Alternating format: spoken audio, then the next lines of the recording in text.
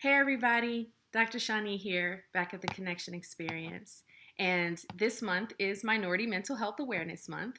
And so the videos that I'm going to do this month are going to be catered towards things that affect mental health in minority populations. In particular, I'm focusing on the African American community because it is the community I belong to and I'm extremely invested in.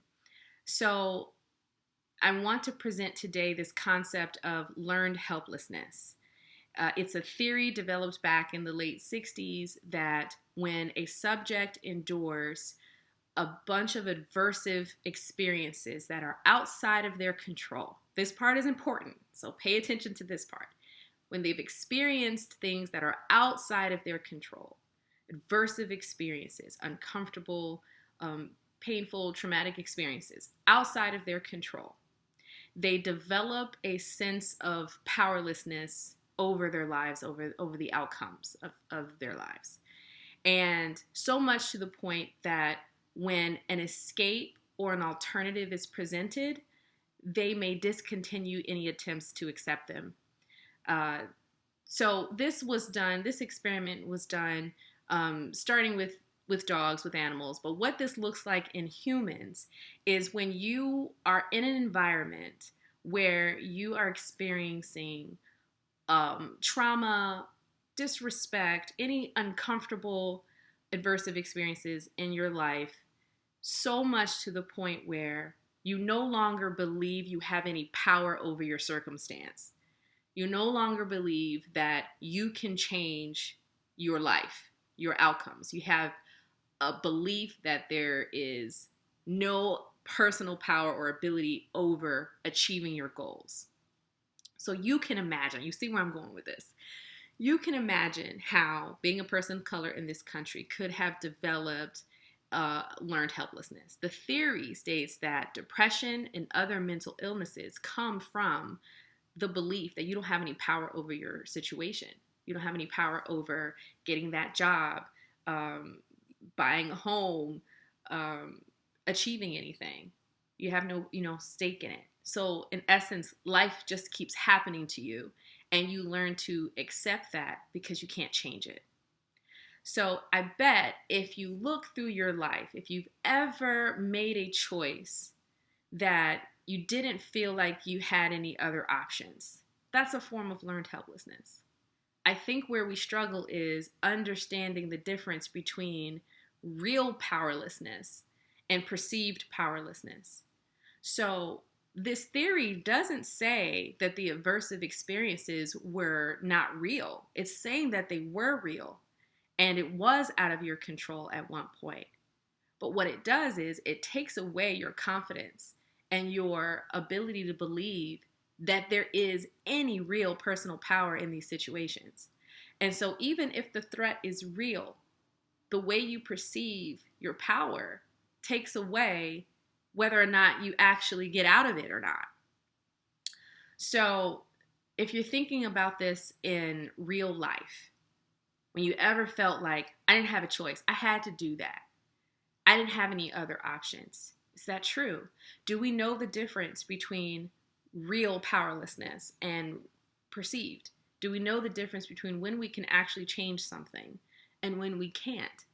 I think we don't know sometimes. I think it all feels the same. And that leads to depression and anxieties and other things, right?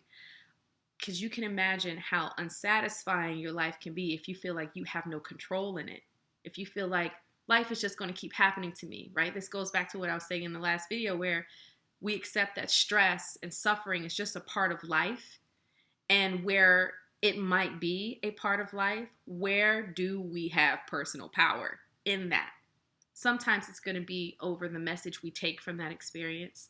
Sometimes our personal power is going to be whether or not we stay in that dynamic, whatever that dynamic is. Sometimes the personal power is going to be, where do I want to go next? What do I want to do about this, if anything? And making these decisions. Sometimes we feel like our choices are out of our hands and that they're actually in the hands of somebody else. Is that true? It might be, but maybe not.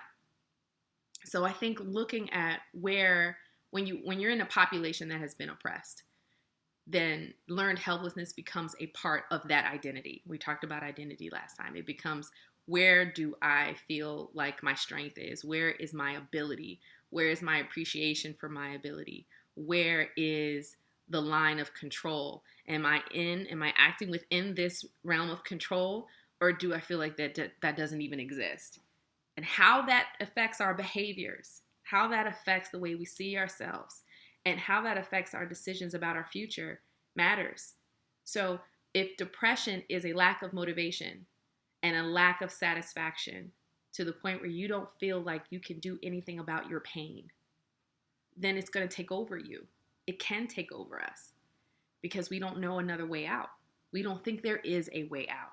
And so what we do is we learn to just endure. So then every day becomes about surviving, not thriving, just surviving.